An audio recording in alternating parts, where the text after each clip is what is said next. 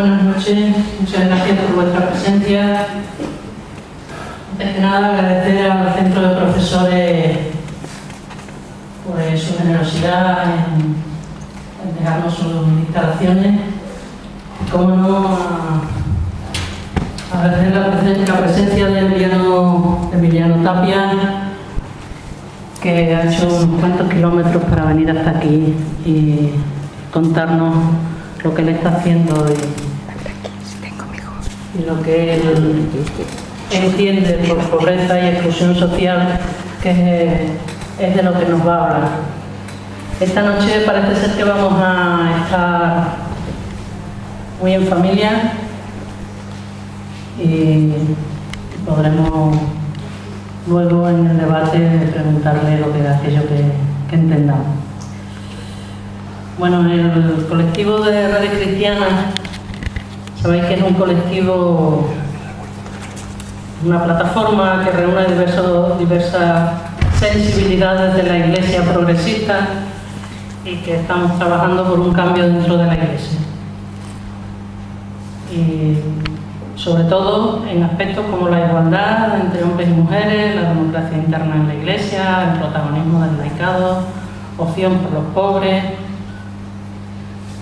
el diálogo interreligioso y la postura frente a la homosexualidad, muchos otros temas. Pues nosotros, desde el colectivo de Redes Cristianas de Extremadura, para hacer patente esto, también venimos desarrollando diferentes conferencias, diferentes charlas, coloquios como la de hoy. Sabéis que la última fue Denuncia y Compromiso, en la que vino la conocida dominica Sor Lucía Carán como ponente. Es por la que en esta misma línea hemos invitado a Emiliano Tapia y nos va a hablar, como decía antes, sobre pobreza y exclusión social. No me voy a extender mucho en quién es Emiliano Tapia, pero sí os daré algunas pinceladas. Emiliano Tapia es párroco del barrio de Buen Aire y es capellán del centro penitenciario de Tapia de Topas, en Salamanca. Emiliano habla sin tapujos de solidaridad y de exclusión, de juventud, de iglesia, de teología de la liberación, y no solo lo habla, sino que lo vive. Él es un activista social como pocos he conocido yo, y un hombre valiente y luchador por la mejora de las condiciones de vida de su barriada y por erradicar, por supuesto, la exclusión social que sufren las personas atrapadas en el peligroso círculo del negocio de la droga que estrangula el presente y futuro de esa zona y de muchas otras zonas en las que vivimos nosotros, el resto de personas. Por esto último, tiene serias amenazas de muerte de parte de los capos de la droga, lo cual, lejos de amedrentarse frente a ellos, él presenta cara y se mantiene aferrado a la lucha. Emiliano, una de las cosas que a mí me llamó la atención una vez, y es que sostiene que las cárceles son lugares donde este sistema injusto confina a personas débiles, pobres y enfermas. Por ello milita en la erradicación de estas, o sea, en la erradicación de las cárceles. Luego quizás nos explique por qué, y tiene mucha razón. A mí me llamó mucho la atención. Era la primera vez que oía decir que las cárceles eran pues una máquina de tortura del sistema machista, patriarcal y, por supuesto, capitalista.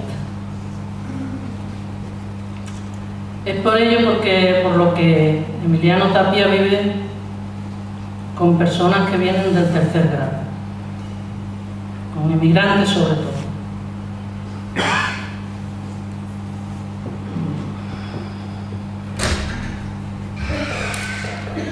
Emiliano también tiene trabajo entre manos también en la cosecha de huertos de los que se ayuda en una alimentación más sana. Tiene una empresa comunitaria de catering para facilitar alimentación a enfermos y a la ancianidad. Es por lo que participa en un movimiento social, que es la Asociación para el Desarrollo Comunitario del Barrio del Buen Aire, Acecoba. Asimismo participa a nivel estatal con algún que otro colectivo más, como Baladre o CAS, Colectivo de Acción Social. Emiliano Tapia es defensor a ultranza de la auténtica renta básica universal. Toda la gente que estamos aquí sentadas y sentados algo hemos escuchado sobre esto en nuestra región. Y es defensor de la renta básica universal como herramienta de transformación social. Esto es muy importante. Por todo ello y mucho más, Emiliano nos hablará hoy y lo hará tan clarito, digo yo, como el agua del Torme que baja de las montañas a la Salamanca Cabita.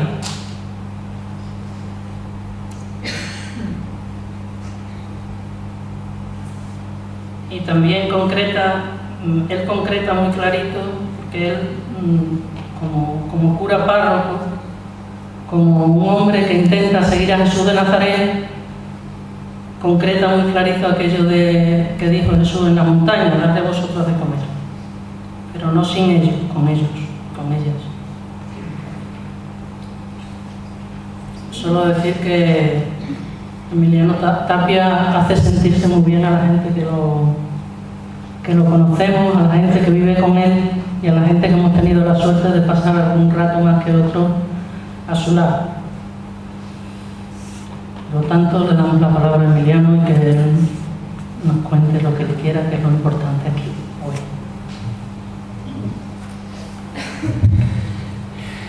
Muchas gracias, Marisa. Muchas gracias a todos. Buenas noches a todos y a todas.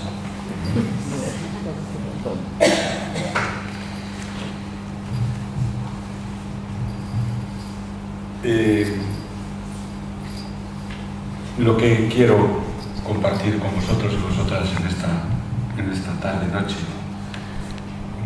voy a intentar que sea de la manera más sencilla. No es ni más ni menos que una partecita de mi vida, una vida que va a ser dentro de muy pocos días 35 años de cura, que con 63 años he pasado por el medio rural y desde hace 20 estoy en el medio urbano, pero conectado con el medio rural, con los pueblos de Castilla y León, de Salamanca en concreto, y con un mundo tan agresivo, tan olvidado como es el mundo de la cárcel.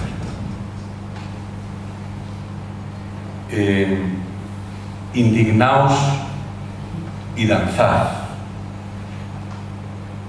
No sé si este título lo habéis escuchado alguno o algunas de vosotros y vosotras. Es el título con el que José Arregui escribía y reflexionaba hace algunos meses un pequeño artículo. Y voy a intentar en esta tarde, al hilo de esta reflexión, salvando evidentemente la profundidad y la mística indiscutible y lúcida de Arregui, poner entre vosotros y vosotras el sencillo testimonio de acompañamiento y lucha durante un puñado de años, junto a otras muchas personas, hombres y mujeres creyentes, hombres y mujeres de buena voluntad, acompañamiento a personas víctimas de las causas estructurales del empobrecimiento que, como nos sugiere el Papa Francisco en el discurso a los participantes del Encuentro Mundial de Movimientos Populares en los últimos días del mes de noviembre, dice él que el empobrecimiento es consecuencia de los destructores efectos del imperio del dinero. Comienza Arregui en ese artículo haciendo referencia a dos experiencias que acababa de vivir y que las cuenta de esta manera. Dice: hace unos días me llegó un mail sobre Stefan Hessel con un folleto vehemente de 30 páginas titulado Indignaos. Ese mismo día recibí otro mail de una amiga, maestra de danza, que es como decir de todas las artes. Crea danzas y con sus danzas recrea el mundo. Y en su casa tiene un joven olivo, una gran palmera y un verde laurel. Ella me escribía: está lloviendo y los pájaros cantan a la lluvia entre el olivo, la palmera y el laurel. Y yo me dije, dice Arregui, sí señor, la indignación y la danza, dos manifestaciones del único Espíritu de Dios que habita en todos los seres y renueva la faz de la tierra. Dos formas de espiritualidad que demandan por igual nuestra alma y nuestro mundo. Y el propio Arregui hace suyas las palabras de Stefan Hessel de esta manera: cuando algo nos indigna, nos convertimos en militantes, nos sentimos comprometidos y entonces nuestra fuerza es irresistible. Y continúa planteando que la causa de su indignación, que debiera ser la nuestra, es la dictadura internacional de los mercados internacionales, y que nunca el poder del dinero fue tan inmenso, tan insolente y tan egoísta, y que tampoco nunca los fieles servidores de don Dinero se situaron tan alto en las máximas esferas del Estado. Y concluye Arregui a esta reflexión: yo no puedo imaginar a Jesús sino haciendo suya la indignación de Stefan Hessel. Cuando un día subió a la montaña y en lugar de todos los mandamientos gritó: bienaventurados los pobres, porque dejaréis de serlo. Y también gritó: bienaventurados los pobres de espíritu, que es como decir los amigos de los pobres, porque así seréis de verdad bienaventurados.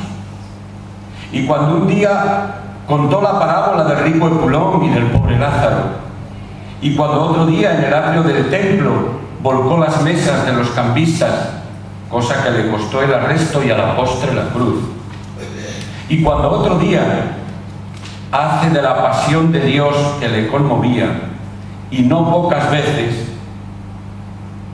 le revolvían las entrañas, su paz, su ira, su cruz y su Pascua. Dice, pero la vida es en Jesús no solo indignación, sino también danza. Y así lo expresa maravillosamente Arregui. Jesús a veces se manifestaba con indignación y otras veces como fiesta y danza. ¿O acaso lo irritó a la gente intachable y a los sacerdotes desabridos, saltándose las normas de pureza, rompiendo el ayuno, comiendo alegremente con odiados publicanos y prostitutas despreciadas, hasta tal punto de ser llamado comilón y borracho? Estamos en tiempos de boda. Se casan el cielo y la tierra, la realidad y el sueño. Están a punto de desaparecer de esta tierra. Tenemos recursos para ello: el hambre y todas sus enfermedades, las del cuerpo y las del alma. Es hora de comer, beber y bailar. Gritad, vitoread, tocad, como está escrito en el Salmo 92. Y como la gente intachable y el clero desabrido no lo entendían, otro día Jesús les dijo: sois como niños caprichosos que dicen, pues no juego. Y ni Dios puede acertar con ellos. Hemos tocado la flauta y no habéis bailado. Hemos cantado endechas y no habéis hecho duelo. Pues enteraos, ahora es momento de bailar y bailemos. El reino de Dios, el mundo nuevo, no hay quien nos lo quite, sigue diciendo Arregui. Mirad los pájaros del cielo que cantan a la lluvia. Mirad los lirios del campo, cómo los viste Dios. Cuando hay que indignarse y hacer duelo, indignaos y hacer duelo. Y cuando hay que danzar, danzad. Y no tengáis miedo, pues Dios os cuida. Cuidaos del miedo.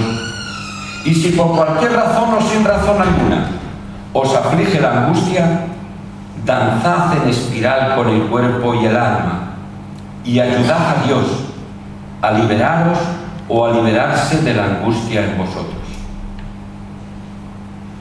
¿Qué mayor esperanza en la que asentarnos? Con esta esperanza yo he venido esta tarde a compartir con vosotros y vosotras lo que a partir de este momento quiero deciros. Aquí termina la preciosa reflexión de José Arregui y probablemente debiera callarme, pero me habéis invitado vosotros y vosotras para hablaros y comunicaros un poquito del libro de mi vida, a comentaros mis pequeñas opciones, a reflexionar con vosotras y vosotros que hemos de indignarnos cuando la persona es desplazada del centro y viene a reemplazarle el Dios dinero. Son palabras del mismo Papa Francisco. Pero también hemos de cantar a la vida. Hemos de danzar entre búsquedas, entre alternativas y herramientas, entre opciones y compromisos, entre desobediencias y propuestas. Indignarse. ¿Cómo no? Mirad, 3 realidades de empobrecimiento he acompañado y continúo acompañando, me han acompañado y me continúan acompañando. Un barrio, la cárcel y unos pequeños pueblos del medio rural. 3 realidades que acogen y los determinan como un denominador común: el empobrecimiento, que no solo la pobreza. ¿De qué forma? La espiritualidad de la indignación, como plantea Hegel, va creciendo cuando contemplamos en profundidad qué sucede en el interior de estos espacios y sobre todo de tantas y de tantas personas que los ocupan. ¿Qué sucede dentro de mi barrio? ¿Qué sucede dentro de la cárcel? ¿Qué sucede dentro de cada uno de los pueblos pequeñitos en los cuales comparto también un poquito de mi vida? Voy a ir desentrañando cada uno de ellos tal como los miro, tal como los vivo, tal como los veo cada día. Voy a ir poniendo rostro a quienes unas veces como víctimas y otras veces como culpables padecen y sufren las consecuencias del escandaloso empobrecimiento. Un barrio. Somos apenas 1000 personas. Está a las afueras de Salamanca, a 5 kilómetros del centro. Forma parte del casco urbano de la ciudad de Salamanca. Un barrio que nace señalado. Un barrio que nace con las personas año 83, años 80. El centro histórico de Salamanca necesita ser espectáculo para el turismo. Pero junto a la catedral y junto al casco histórico estaba el barrio chino. Allí más tarde se va a montar un espacio importante para la ciudad. Pero los pobres, gitanos, prostitución, estorban en el espectáculo turístico. Salamanca todavía no era señalada y nombrada como ciudad patrimonio de la humanidad. Va a ser y va a formar parte de todas esas ciudades. Pero como siempre hay alguien que estorba. Hay que reconvertirlo y junto a la buena voluntad y junto a las necesidades y junto a la situación de muchas familias que se ubican en el barrio de Buenos Aires, toda una realidad social de pobreza que va a ser dejada, abandonada allá, a 4 kilómetros del centro, 5 kilómetros del centro de Salamanca. Pero un barrio que desde ese mismo momento es señalado para la criminalización con un negocio, el segundo gran negocio de nuestro mundo, el negocio del narcotráfico.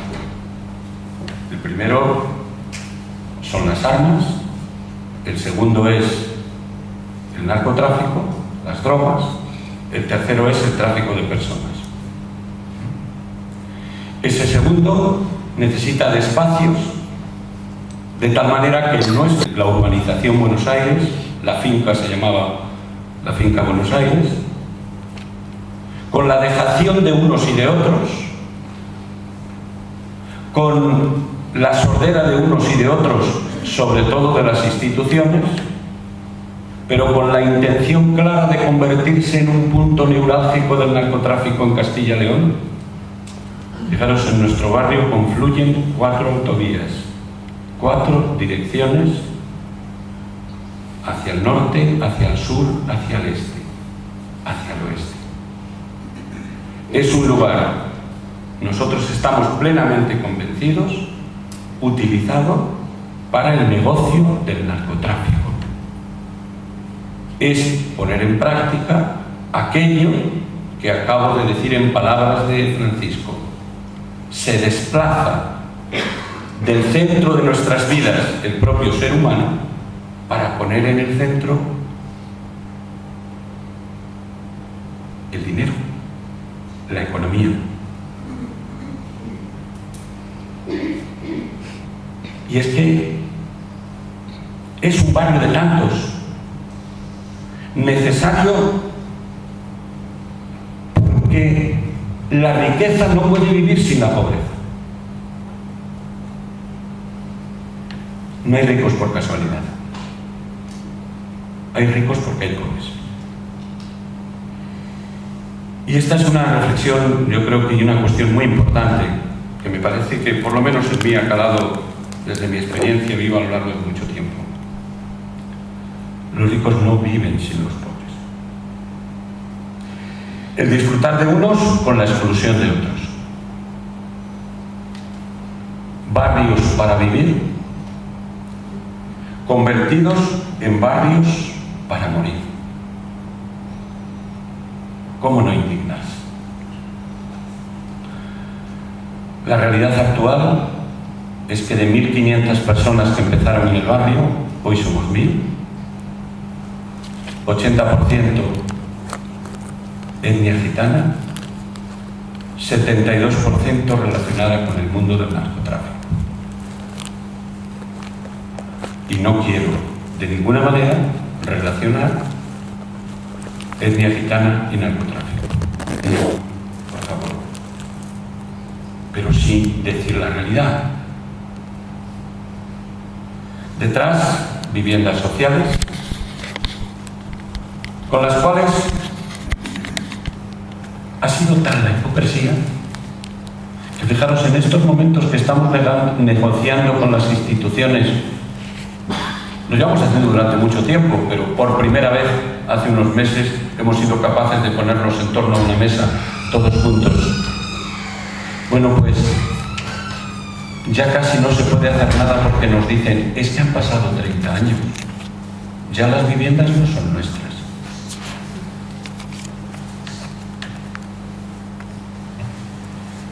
Ese es nuestro barrio y es nuestro.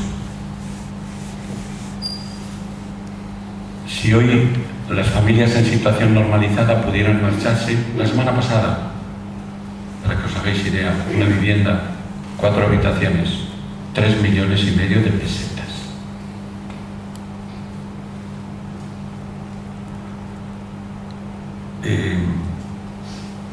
Son pequeños signos, pero es lo que vivimos.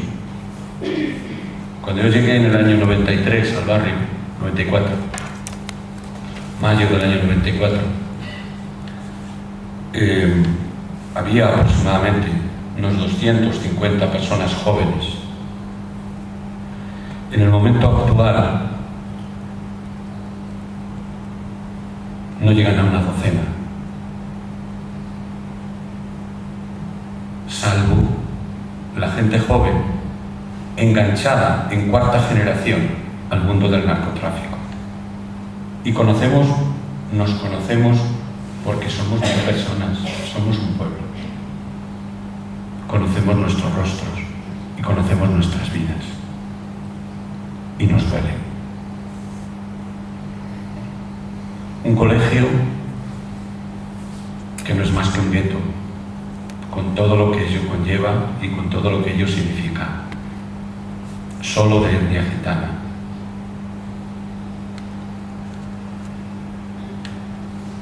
La cárcel. La cárcel es un espacio. Yo llevo desde los 18 años yendo a la cárcel de Topas y en contacto con el mundo de la cárcel. Estoy plenamente convencido que no solo es inútil, sino deshumanizadora, desestructuradora. ¿Por qué? Porque objetivo fundamental, y voy a justificarlo, criminalizar a los pobres. No hay otro objetivo.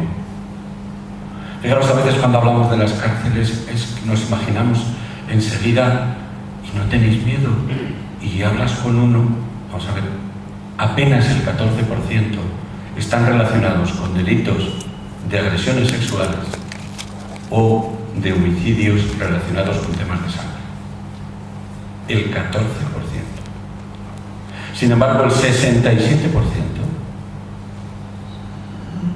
Estamos hablando de personas que de su familia o ellos mismos ha entrado alguien en la cárcel durante los últimos 15 años. O que el 72% apenas si tienen estudios primarios.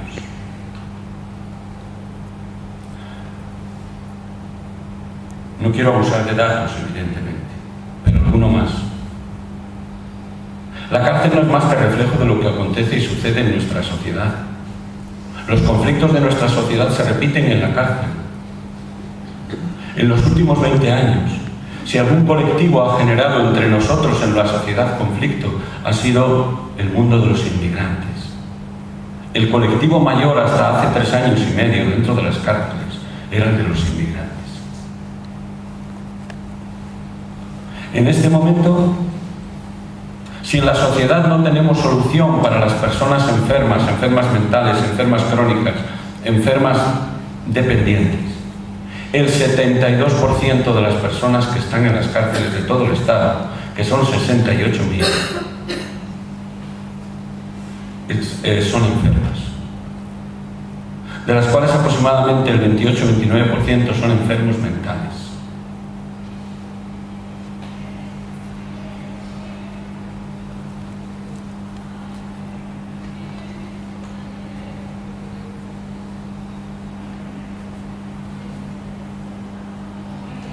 Y en el fondo, ¿sabéis por qué? Porque esta sociedad, en general, en la gran mayoría de los casos, vociferamos seguridad. Y nuestros políticos muy obedientes. Un escrito de ayer, el nuevo Código Penal aprobado, pisotea la dignidad humana. De ayer.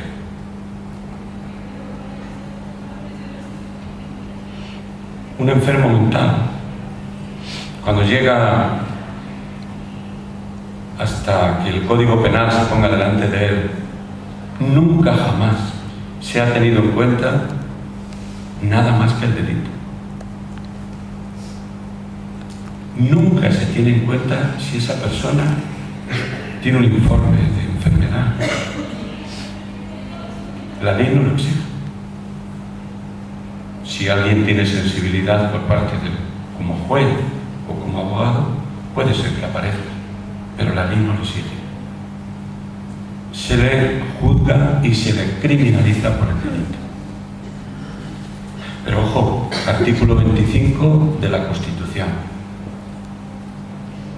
Las cárceles tienen como misión la de rehabilitar personas.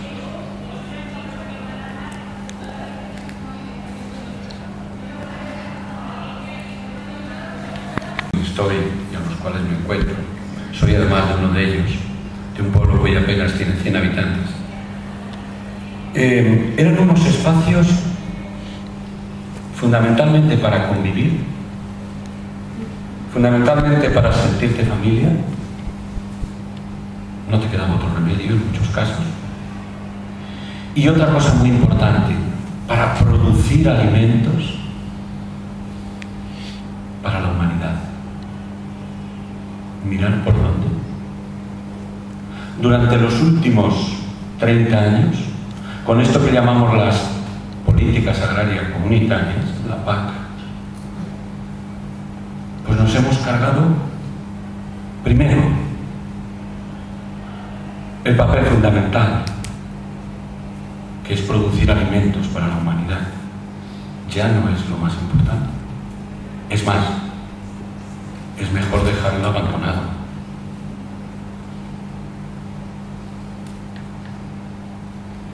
Y lo último, lo que estamos viviendo en este momento, ya no son espacios para convivir, donde nos damos unas normas.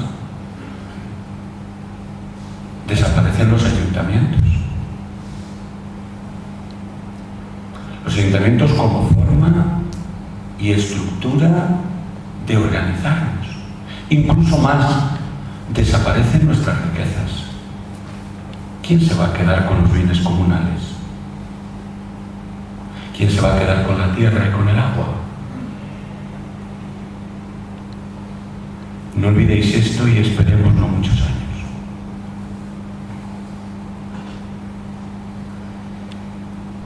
En los pueblos pequeños ha cambiado de tal manera la estructura que nosotros decimos en nuestras tierras, porque esa es la realidad. Del 20-80 hemos cambiado al 80-20. Del 20% de personas mayores y el 80% del resto de personas, donde se generaba en cada pueblo una mínima estructura social, se ha pasado al 80% personas mayores y un 20% del resto de personas, donde la ausencia de jóvenes es casi total. Repito, estoy hablando de mi tierra, de Castilla.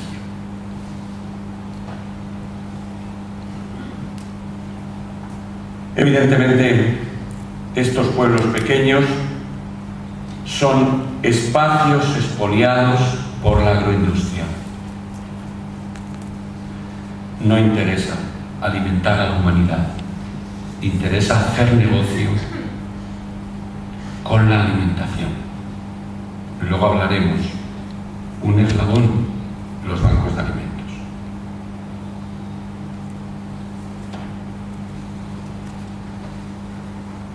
¿Cómo no indignarnos?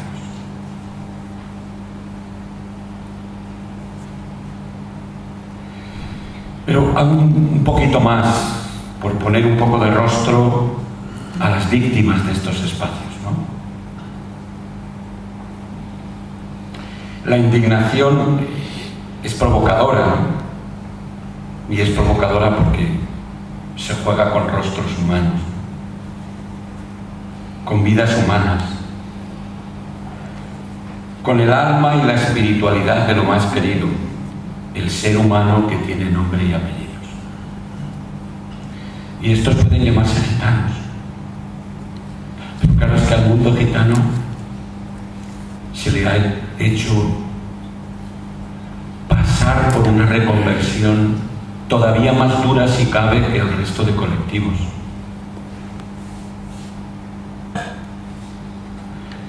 Y muy en concreto,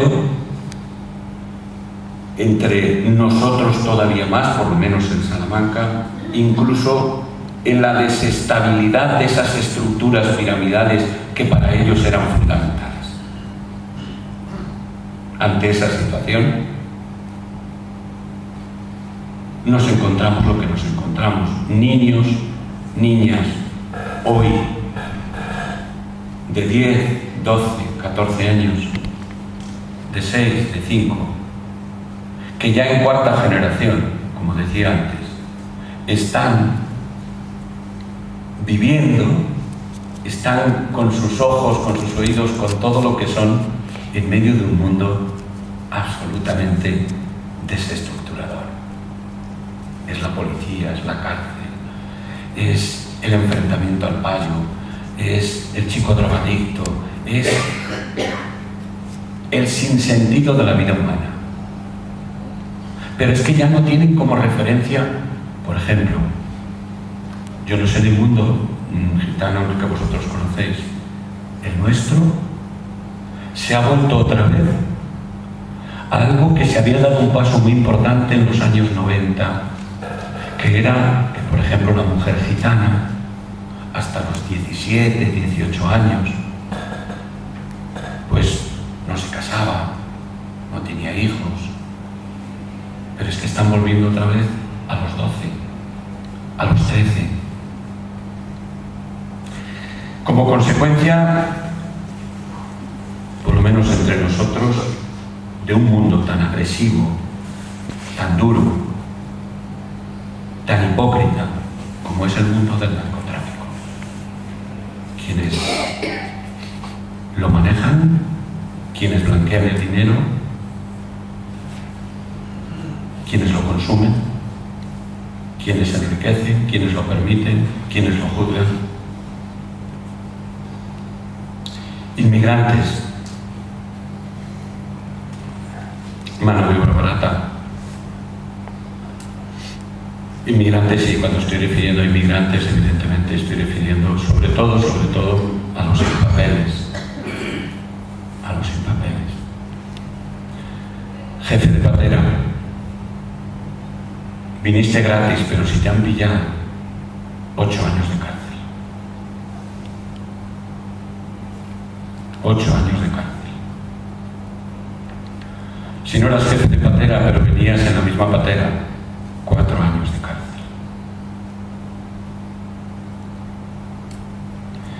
Y cuando sales de la cárcel, ¿qué? Como tantos y tantos, el 90% ya no van a tener nunca empleo. Ya no van a tener nunca empleo. Y por mi casa habrán pasado en estos 18 años unos 3.000 aproximadamente.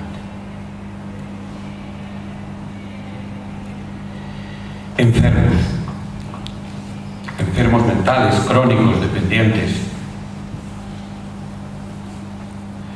Enfermos mentales.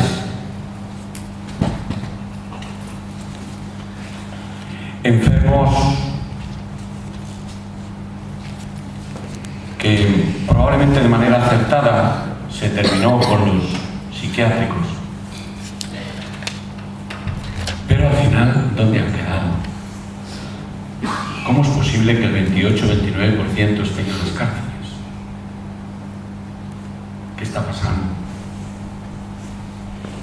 Enfermos crónicos con cánceres y en la cárcel, que mueren en la cárcel.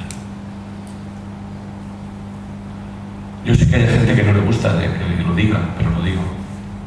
El año pasado, en la cárcel de Topas, murieron 12 personas en situación no normales, 6 suicidios, 4 por agresiones y otros 2 en situaciones muy complejas.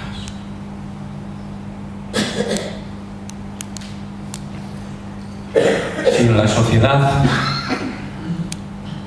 me parece que estamos hablando de suicidios de cada 10 personas que se suicidan, una en la sociedad y 9 en las cárceles.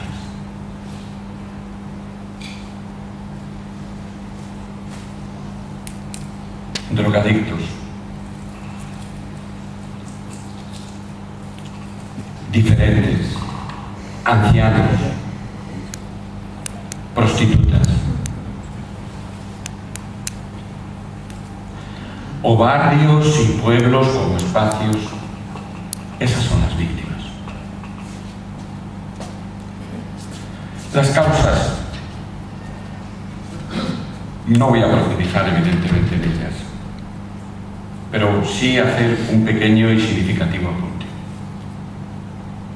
La negación de los derechos sociales fundamentales es probablemente causa básica y fundamental de muchas de las situaciones, de la gran mayoría de las situaciones que nos encontramos. Negación de los derechos sociales fundamentales. Dice el Papa Francisco: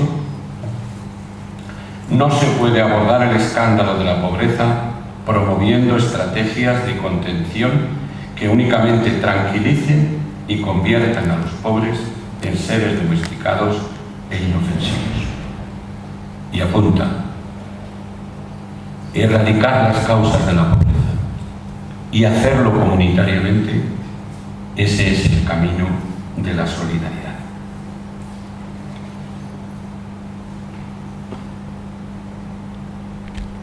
Evidentemente, repito, todo esto nos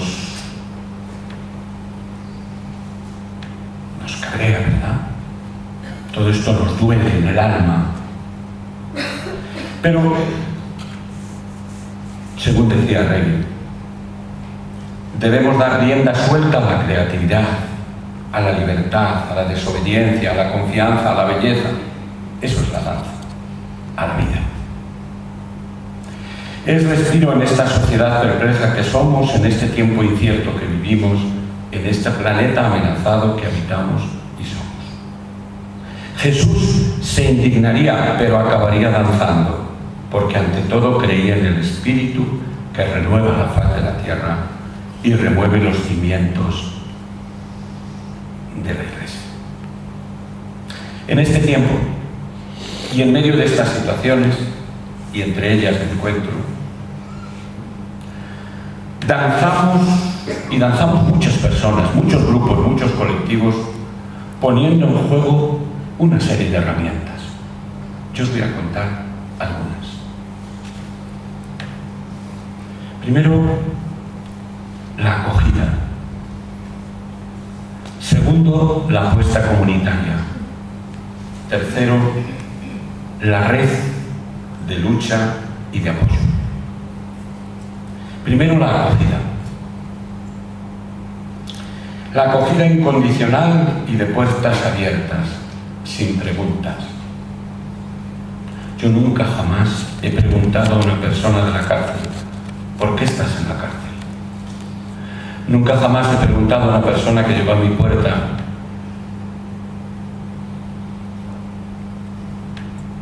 ni siquiera a veces de dónde viene.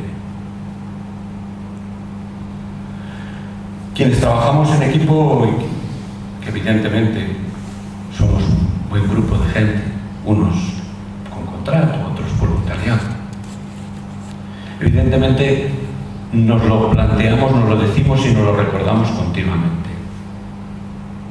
Vamos a mirar su rostro, cómo viene y de dónde viene. Esta mañana el último. Y si lo primero que tenemos que hacer es que pase por la ducha, que lo haga.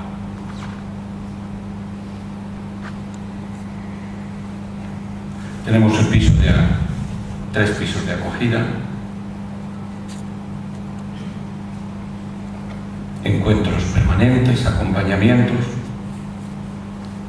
Tenemos en el barrio el centro infantil para intentar dar respuesta, guardería, educación de calle, ludoteca, como programas de acompañamiento a la infancia. Con mayores en el medio rural, todo aquello que posibilite que la propia persona mayor pueda permanecer en el propio medio, pueda permanecer en el pueblo, incluso posibilitando y generando que las personas de mediana edad puedan permanecer con un pequeño puesto de trabajo que ayude a su economía.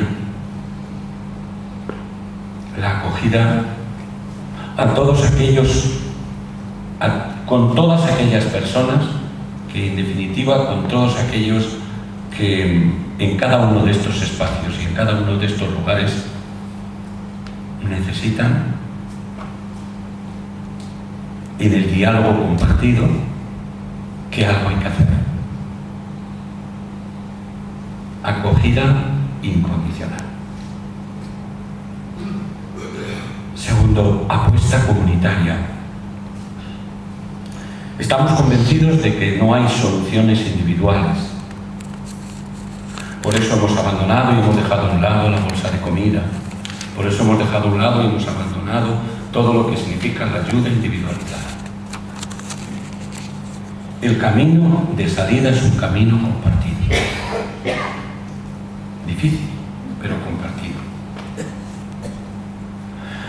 Por eso optamos por el trabajo y no por el empleo. Y yo creo que la diferencia es importante si en el momento surge. Una cosa es trabajo y otra cosa es empleo.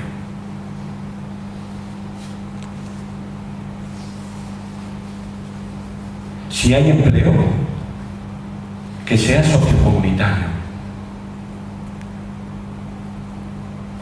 No somos un colectivo para generar empleo. Somos un colectivo para generar comunidad.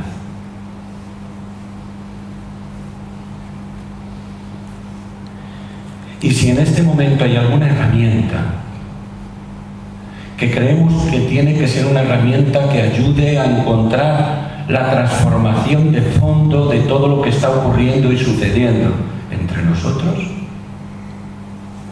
esa herramienta es la renta básica que llamamos de las personas iguales.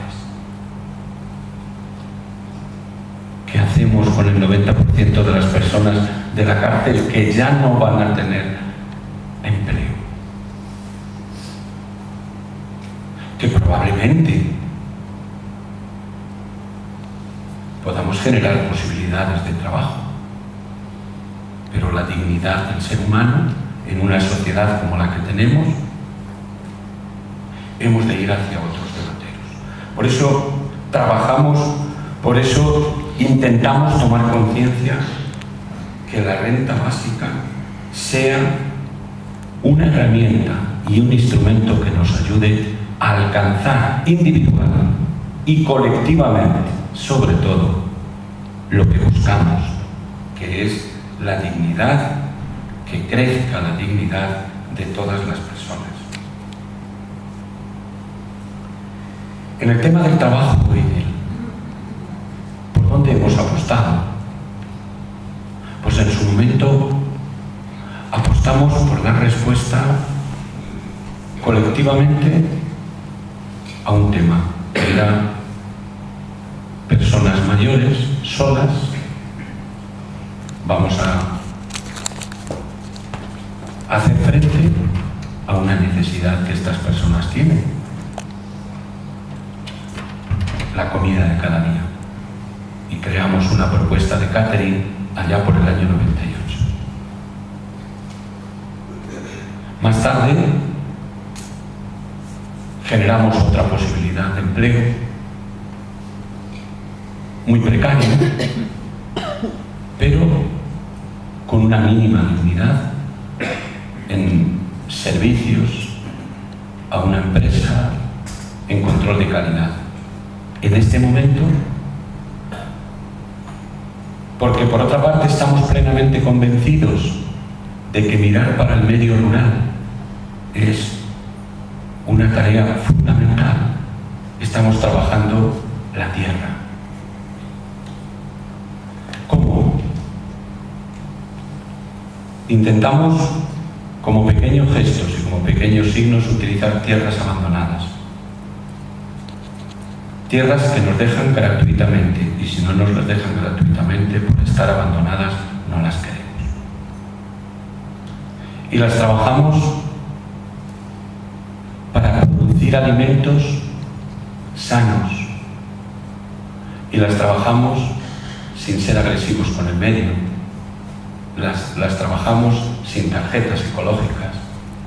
Pero las trabajamos con un objetivo: que sirvan para generar trabajo, no necesariamente empleo, y sean un punto importante que genere relaciones de sectores de exclusión con el medio rural y de personas y de gentes que quieren alimentarse de otra manera con el propio medio rural. Y ahí esta experiencia, que está siendo pequeña pero muy importante, muy intensa. En este año y medio nos hemos puesto a trabajar más de 3 hectáreas de terreno, y hemos generado una red de productor-consumidor para potenciar estas relaciones entre el medio rural y el medio urbano, entre colectivos en situación de exclusión y personas normalizadas. Y ahí estamos dando el siguiente paso, que es transformar nuestros productos. ¿Para qué? Para que en un momento, dentro de 2 años, ¿por qué no?, puedan formar parte de esa otra dimensión que intentamos cuidar, de empleo comunitario.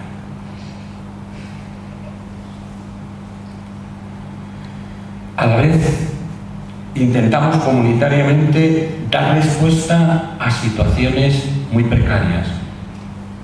Familias que por distintas circunstancias pues no pueden tener acceso diariamente a la comida. Y entre las 16 personas que ahora mismo estamos viviendo juntas en la casa, con los otros 2 pisos, más las 40 y tantas personas de esas familias, juntos estamos organizados, habiendo dicho no a los bancos de alimentos para posibilitarnos la comida de cada día. Es un esfuerzo comunitario de gestión compartida, de solidaridad compartida, donde a la vez que eso lo hacemos, le damos visibilidad y sobre todo buscamos alternativas, buscamos herramientas como es el tomar conciencia de la renta básica y de otra manera de gestionar las viviendas y de otra manera de plantear la educación como instrumentos para que comunitariamente seamos capaces de vivir, que al fin y al cabo es lo más importante. Y para todo esto, aún más, es necesario poner en común bienes. Y uno de los proyectos que tenemos es, la Iglesia tiene muchísimos bienes abandonados, tiene muchas tierras, tiene muchas casas parroquiales. ¿Por qué, si somos capaces de organizarnos, no utilizamos y utilizamos con toda la dignidad que corresponde esos bienes que al final puedan estar en manos de quien más lo puede estar necesitando? De manera organizada, de manera colectiva, en apuesta comunitaria. En ellas estamos. Mirad, esta fue la danza de una semana no muy lejana, con toda sencillez os la cuento, tal como en ella sucedieron las cosas. Y voy terminando. Decía hace unas semanas en algo que escribí: qué bueno y necesario es pensar en voz alta ante aquello que nos sucede cada día, para aprender a querer más y mejor, a luchar más y mejor, a indignarte más y mejor, a sentir más y mejor, a sorprendernos más y mejor, a hacer las cosas mucho mejor, a organizar la vida mucho mejor, a vivir la solidaridad mucho mejor, en definitiva, a valorar la vida más y mejor.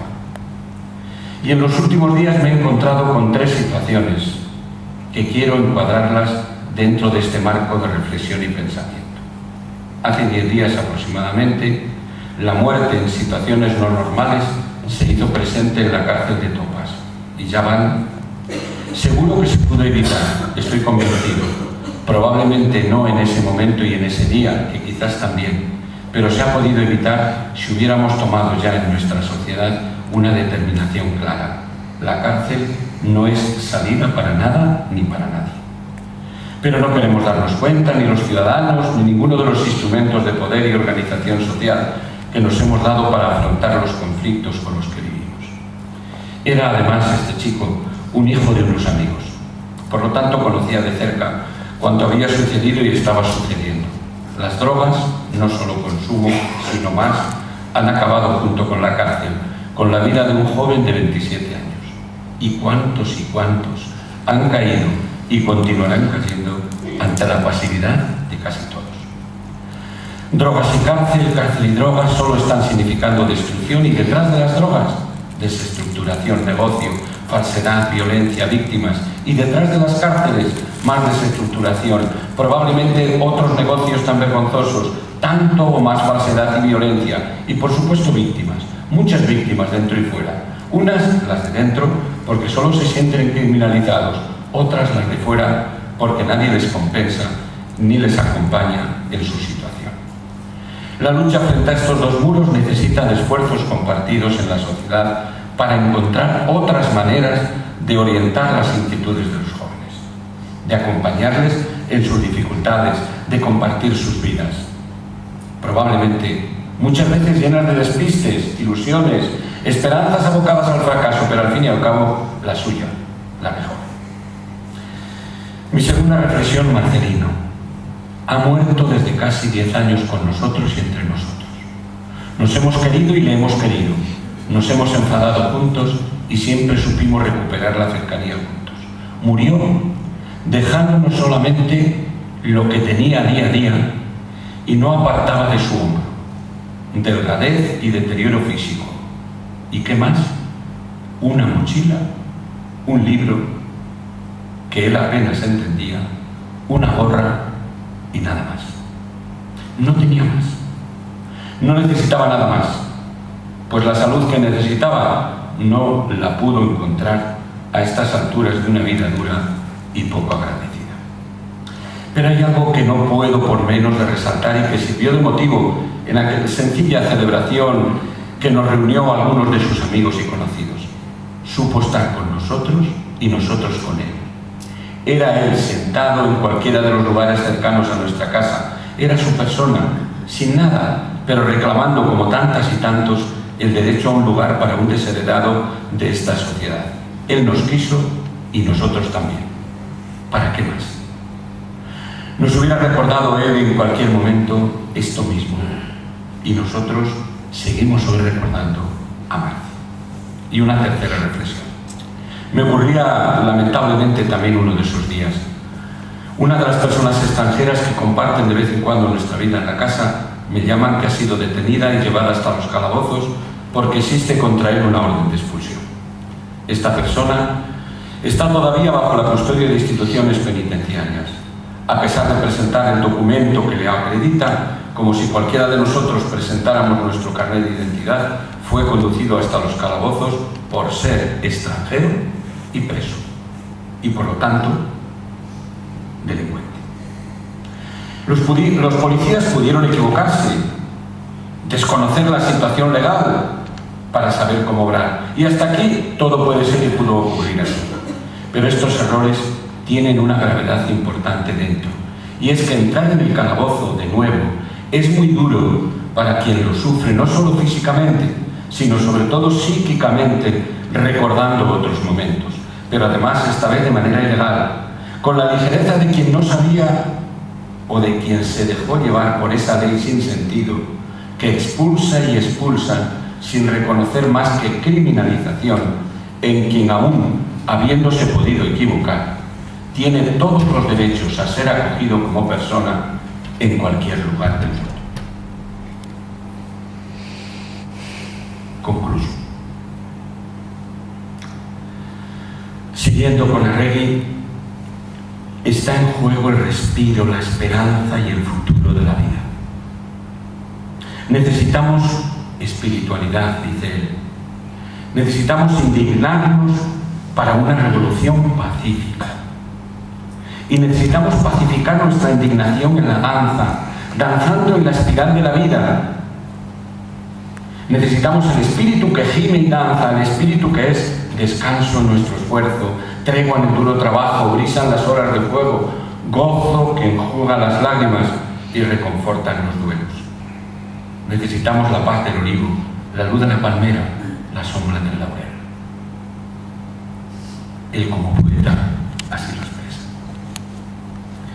Y siguiendo el camino que plantea el Papa Francisco, hacemos nuestros sus mismos retos de futuro, como los de tantos hombres y mujeres de buena voluntad. Primer reto, luchar por el agua, por la tierra y por la vida, para que todos puedan beneficiarse de los frutos de esa tierra. Para nosotros y nosotras, en Salamanca, es defender los pequeños pueblos, hacer frente a las leyes que los expolian, cuidar la alimentación y las nuevas relaciones del medio rural con el medio urbano. Segundo reto, dice Francisco, hacer del barrio un lugar donde se empieza a construir la gran familia de la humanidad, donde familia y vivienda van de la mano y la integración humana es una tarea. Para nosotros, así queremos y luchamos por un barrio para convivir, sin ser espacio para el narcotráfico y el capital, y sin embargo, apostar por lo comunitario como única salida hacia la dignidad. Y finalmente, el último reto que Francisco nos plantea, hacer frente a la cultura del descarte. Se descartan los niños, se descartan los ancianos, se descartan los jóvenes, y solo porque en el centro está el Dios dinero y no la persona humana. Esta cultura del bienestar de unos a costa de otros y de otras genera cárceles, exclusión y, como consecuencia, descartes para entrar en la rueda de la criminalización. Poner la persona y las personas en el centro de nuestras vidas será consecuencia de nuestra lucha, también contra las cárceles. Gracias a todos y todas, amigos y amigas, hermanas y hermanos.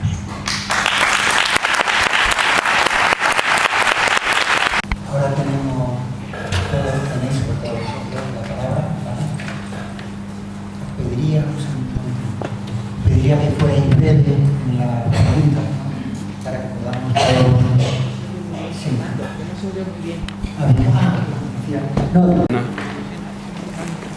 Y muchas gracias por compartir con nosotros su experiencia y enhorabuena por su trayectoria social. Sí, si te da igual, de tú. Tengo 63, pues soy todavía joven. A ver, mi pregunta es la siguiente.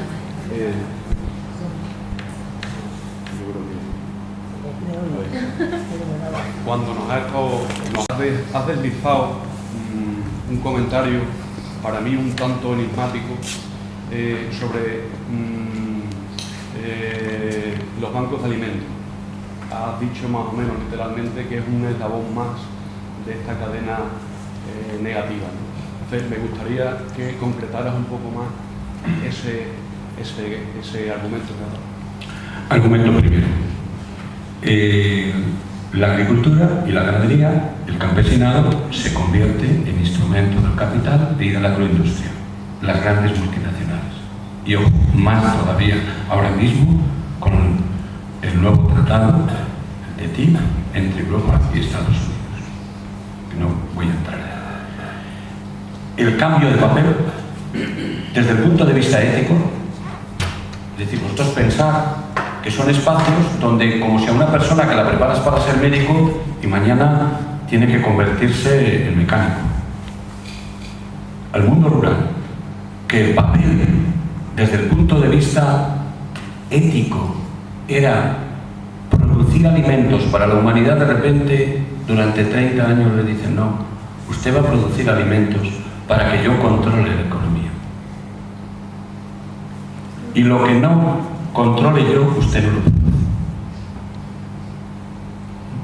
Esa es la realidad de la política agraria comunitaria. En toda España, en toda Europa, pero muy especial en España. Como consecuencia de eso,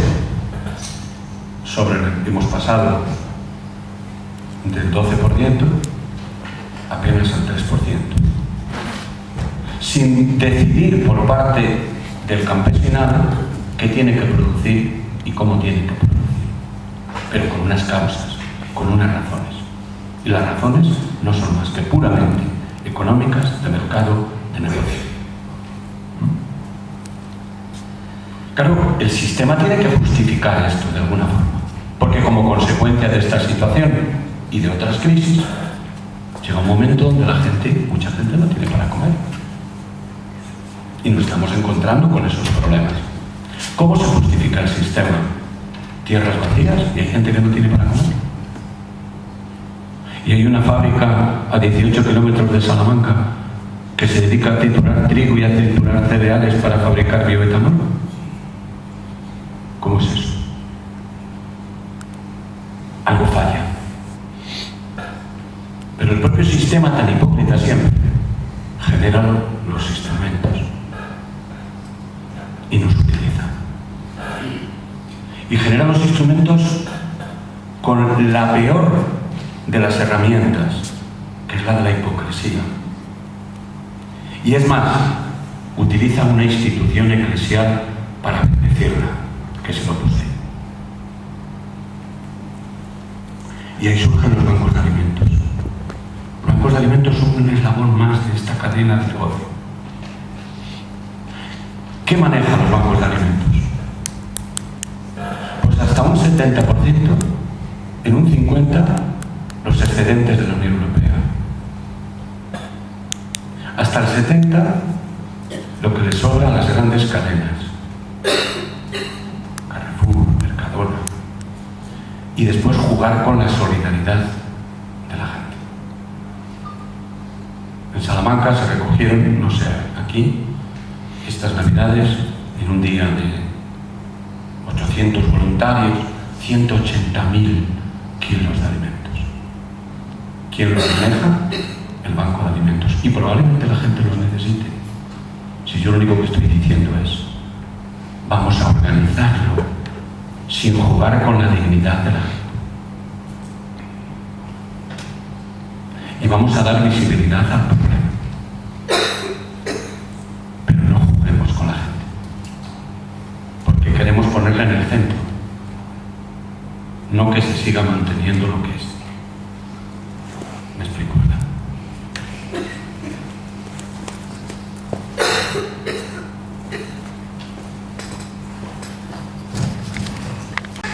Remueve y me inquieta muchas cosas. Me han faltado muchos cómo de todo lo que he puesto y es imposible por el tiempo. Pero le haría una pregunta nada más. Creo que habló de sustituir la bolsa o de comida o eso que se le da a los que acuden de Cáritas, por ejemplo, por la apuesta común. ¿Cómo? Paulatinamente, ¿cómo se podría hacer ese cambio que sería maravilloso? Dos cuestiones previas. Una, solamente es posible este tipo. Bueno, primero, nosotros no tenemos respuestas más que para lo que vamos haciendo. Y respuestas que a lo mejor hoy lo hacemos así, mañana, si tenemos que cambiarlo, pues lo cambiamos. Pero en este caso nos está resultando verdaderamente gozosa esta experiencia. muy sencilla. Llegan como llegan en tantos lugares, a la asociación, a la parroquia. La parroquia es un miembro más de la asociación. Junto con la asociación de vecinos, la asociación de mujeres, hemos formado lo que llamamos ASDECOBA, Asociación de Desarrollo Comunitario Buenos Aires, ¿no? Bien, y llega gente, tengo un problema de vivienda, o tengo un problema, mira, estamos en desempleo, se nos acaba la ayuda. Hay una opción, que es decir, mira, si tenemos contactos suficientes como para tener bolsas de comida y mañana, pues un día a la semana se reparte. Pero nos pareció que ese no era el camino. Entonces, ¿qué fue lo que hicimos? Pues lo que hicimos es, excluyendo el banco de alimentos, las grandes cadenas, ¿hay posibilidades de que tengamos comida entre nosotros? Sí, porque la solidaridad es verdad que existe. Ahora, mirad, para hacer esta tarea, para poder disfrutar todos de todo esto, tenemos que participar. Nos tenemos que organizar juntos y juntas. Comenzaron 15 familias, más la gente que estábamos en casa, nosotros viviendo, en total 76 personas. Comida, cena, desayuno, todos los días. Bueno, pues vamos a ver, pues vamos a organizarnos. Tenemos una posibilidad, es que como tenemos el catering, por la tarde no funciona. Vamos a hacer unos menús. Vamos a ver quién va tal día a cocinar, quién va tal día, quién va tal día. Pero vamos a traer la comida y vosotros os vais organizando para llevaros lo que necesitéis para la mediodía, para la noche, para el día siguiente. Pero no basta con esto, porque no vamos a estar toda la vida así. Es necesario dar visibilidad. Veamos cómo le damos visibilidad. Nos unimos a otros colectivos a nivel de Salamanca, con todo lo difícil que es esto. Pero aún con eso no vale. Es necesario ir planeando otras alternativas. Ahí está la herramienta de la renta básica. Estamos en una sociedad donde hay recursos para todos, vaya que lo saben. Y no solamente para los de cerca, también para los de lejos. Pero, repito, y no quiero entrar en ese tema, cuando estamos hablando de renta básica no estamos hablando de ayuda individual. Estamos hablando de una apuesta individual y comunitaria, pero que no voy a entrar en eso. Entonces, en esa dinámica es donde hemos generado, ya desde hace 1 año y 3 meses, esta apuesta. Ya ellos se organizan, ellos lo hacen, ellos mismos se sienten parte de lo que hacen. Es otra dinámica distinta, que evidentemente necesitamos cambiar, necesitamos transformar, necesitamos acabar con ella. Pero, ¿por qué no puede ser un principio de otra dinámica distinta a la sociedad? Por ejemplo, el otro día planteamos, la semana pasada, un tema muy interesante, que es, tenemos las huertas. ¿Por qué una de ellas no la organizamos para trabajarla, pero trabajarla vosotros mismos? Trabajarla entre todos. No solamente los que están en la casa, sino entre todos. Y lo que produzcamos, nos lo llevamos cada uno para poder tener nuestros productos o para poder cocinar colectivamente. Esfuerzos comunitarios fundamentales e importantes.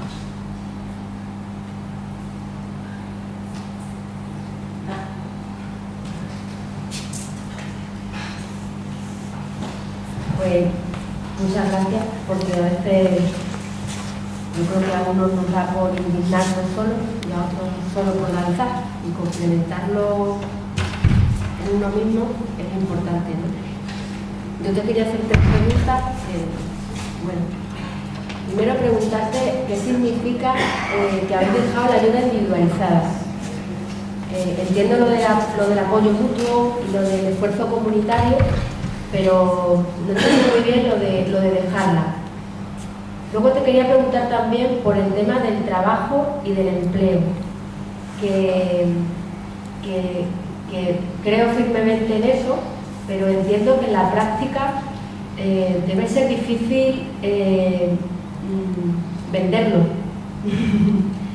Venderlo, es decir, convencer de que porque los que, a ver si lo digo bien, porque puede haber gente que se agarre a eso para tacharlo de ilegal o de ¿no? Entonces creo que ahí es un filo ahí complicado.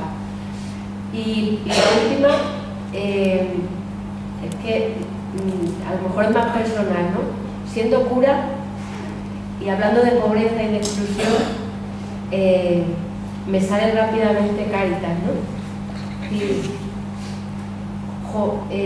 no es viable hacerlo esto dentro de esa estructura de eso que nació para dar respuesta a la exclusión.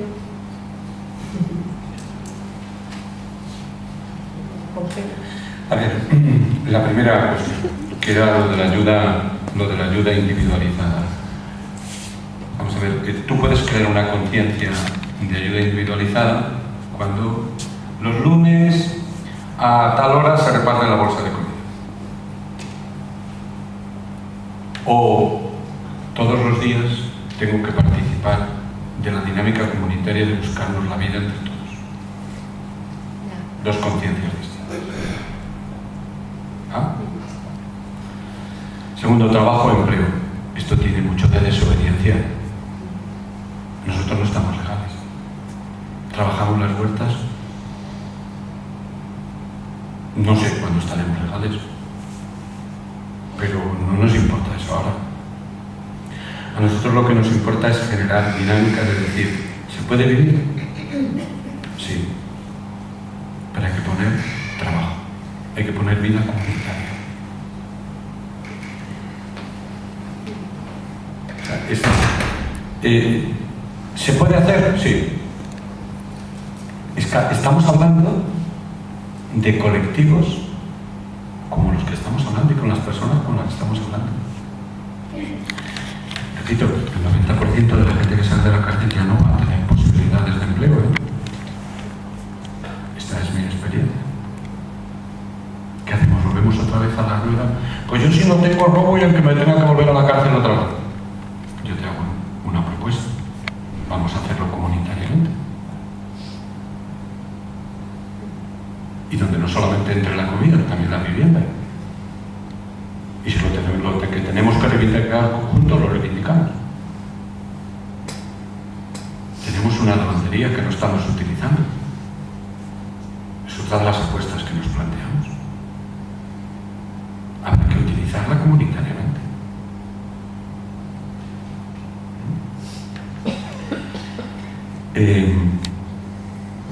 La Iglesia tiene recursos para eso y para más.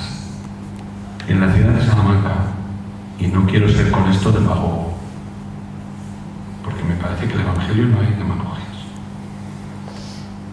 Hay tantos conventos de clausura que a cada monja le corresponden 800 metros cuadrados. Tómatelo como anécdota. Pero digo, y uno sobre todo con la primera parte, no será el momento de que trabajemos en Cáritas no de arriba a abajo, sino de abajo y se acabó.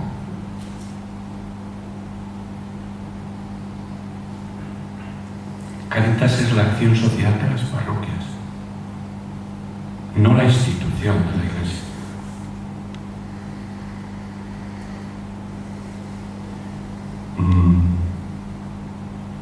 A mí me cuesta muchos disgustos esto,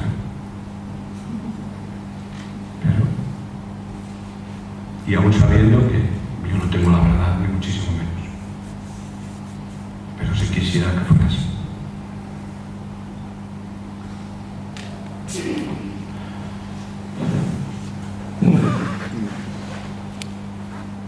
Lo que le voy a decir no es ninguna crítica ni pretendo ir en contra de nada, sino simplemente decirle o decirte, vamos a ver, yo soy de Salamanca, conozco el barrio, bueno, aunque cuando salí de allí no existía, yo llevo aquí en Badajoz 43 años, pero voy con mucha frecuencia a Salamanca.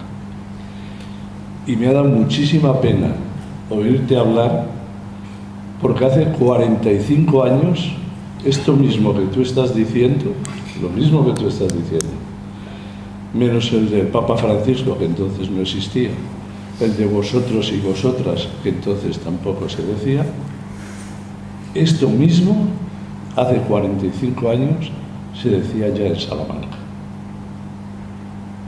Entonces, ¿qué ha fallado? ¿Os ha abandonado Dios? ¿Os ha abandonado la sociedad? ¿Ha abandonado la estructura o el poder económico está por encima de todos los movimientos cristianos? Pero yo trabajé en el barrio chino de Salamanca, y yo trabajé en el barrio de los Pizarrales de Salamanca, y en el barrio Garrido. Y lo mismo que tú estás contando ahora, ya entonces se estaba empezando a hacer y ya se hacía.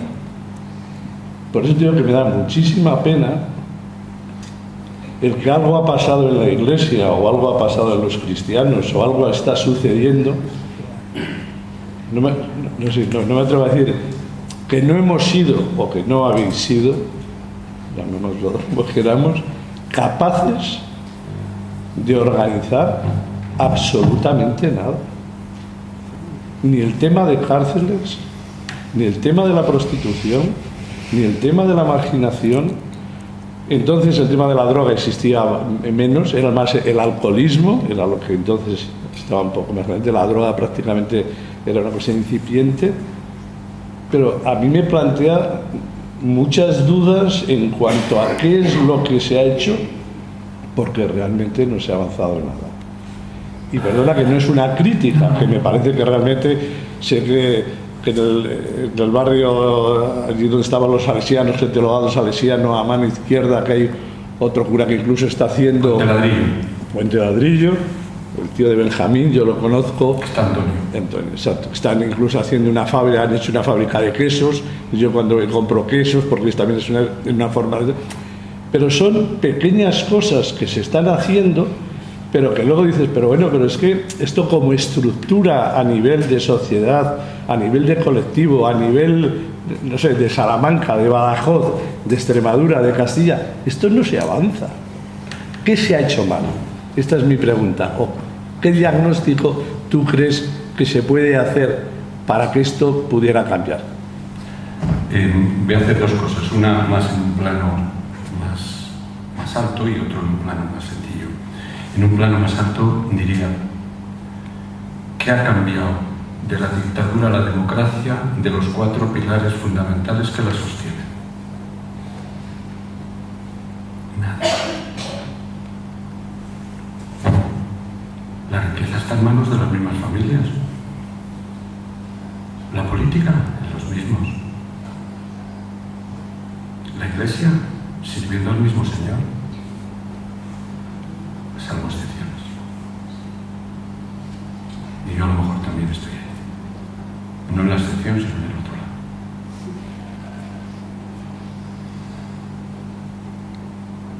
Claro, ese es un problema grave. Es decir, este país ha cambiado muy poco en sus claves fundamentales. Pero es que yo creo que a la Iglesia nos ha faltado una cuestión clara. No hemos creído en los pobres. A mí me parece. Creer en los pobres significa poner lo que tenemos al servicio de los pobres. Pusimos 1.000 millones para arreglar Calatrava. La casa de la Iglesia.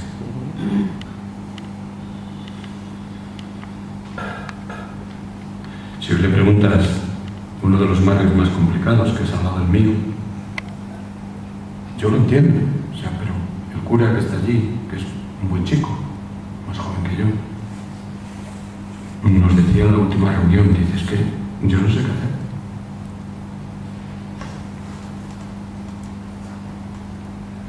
Pero es que vas un poco más allá y el párroco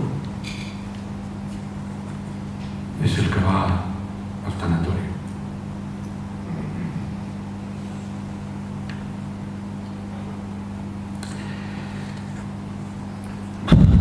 Yo creo que por ahí van las cosas.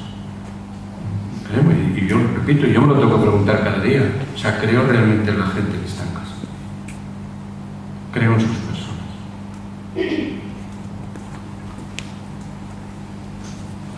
Es que si no empezamos por ahí, digo, me parece que... Y esto es lo que ha fallado. Y lo sustituimos por montones de cosas. O sea, me ha pasado este año por 2 veces. O sea, me llama la atención el obispo porque un cura iba a decirle que no utilizo el misal en una boda. Digo, mire, ni en una boda ni en ninguna porque no lo utilizo nunca. Pero bueno, todavía estamos así. Cuando el Evangelio es lo que es. Pero repito que yo me lo pregunto cada día. Y quisiera que mi parroquia se lo preguntara cada día. Y que al final miraran a los gitanos, no como los culpables, sino como víctimas también.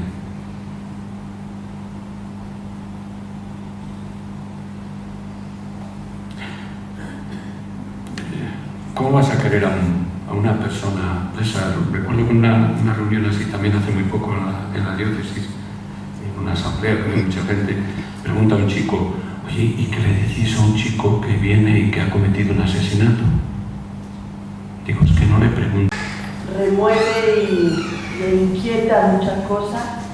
Me han faltado muchos cómo de todo lo que ha expuesto y es imposible por el tiempo. Pero le haría una pregunta nada más. Creo que habló de sustituir la bolsa o de comida o eso que se le da a los que acuden de Cáritas, por ejemplo, por la apuesta común. ¿Cómo? Paulatinamente, ¿cómo se podría hacer ese cambio que sería maravilloso? 2 cuestiones previas. Una, solamente es posible este tipo. Bueno, primero, nosotros no tenemos respuestas más que para lo que vamos haciendo. Y respuestas que a lo mejor hoy lo hacemos así, mañana, si tenemos que cambiarlo, pues lo cambiamos.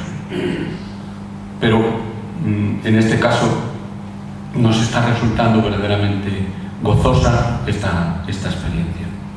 Muy sencilla. Llegan como llegan en tantos lugares, a la asociación, a la parroquia. La parroquia es un miembro más de la asociación. Junto con la asociación de vecinos, la asociación de mujeres, hemos formado lo que llamamos ASDECOBA, Asociación de Desarrollo Comunitario de Buenos Aires, ¿no? Bien, y llega gente, tengo un problema de vivienda, o tengo un problema, mira, estamos en desempleo, se nos acaba la ayuda. Hay una opción, que es decir, mira, si tenemos contactos suficientes como para tener bolsas de comida y mañana, pues un día a la semana se reparte. Pero nos pareció que ese no era el camino. Entonces, ¿qué fue lo que hicimos? Pues lo que hicimos es, excluyendo el banco de alimentos, las grandes cadenas, ¿hay posibilidades de que tengamos comida entre nosotros? Sí, porque la solidaridad es verdad que existe. Ahora, mirad, para hacer esta tarea, para poder disfrutar todos de todo esto, tenemos que participar. Nos tenemos que organizar juntos y juntas. Comenzaron 15 familias, más la gente que estábamos en casa, nosotros viviendo, en total 76 personas. Comida, cena, desayuno, todos los días.